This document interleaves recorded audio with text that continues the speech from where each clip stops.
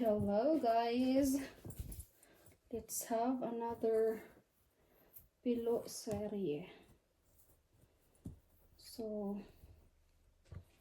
nabili ko to sa Shein. Ito yung gusto mo ng privacy habang nagpapa-dede. So I'm not sure kung dadalhin ko ba to sa hospital or hindi na, but prepare pa rin natin, diba? Prepare pa rin natin siya para nasa 30 na ako guys, 36 weeks, ay 36 weeks 29, ano pinagsasabi ko? 6 months yan. Ito naman, may partner yan. Kaya po na siya yan.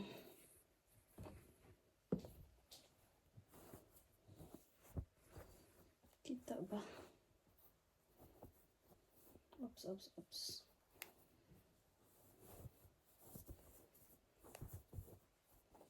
So, pang 62 to 68 to.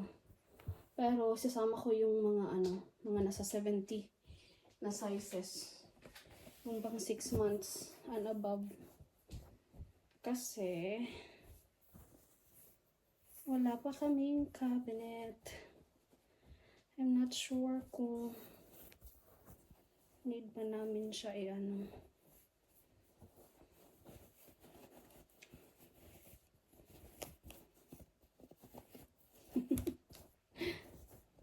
ganyan ko na lang siya. Kita naman yung size. Ito naman yung pangtulog. Instead na gagamit ng tawag nito bed sheet. Ano ba tawagin sa Tagalog?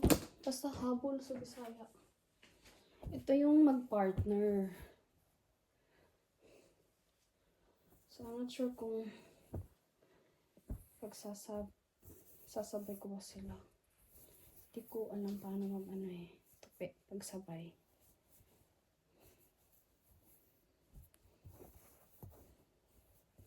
Kumot pala. Kumot pala yung tawag. Grabe. Sobrang ako, makalimutin. Tapos, yung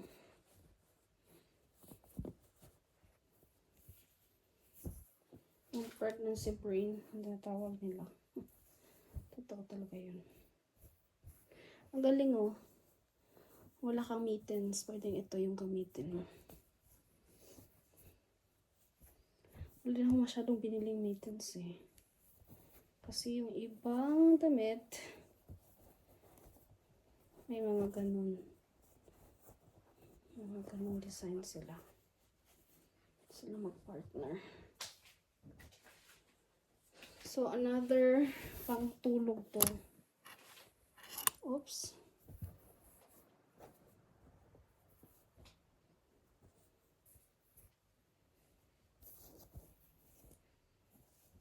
Pang birth to 6 months.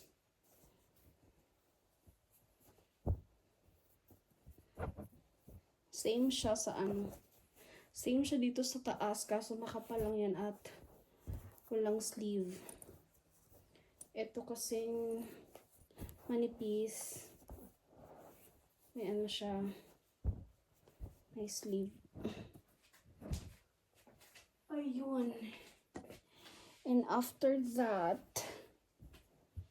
ilalagay ko for a while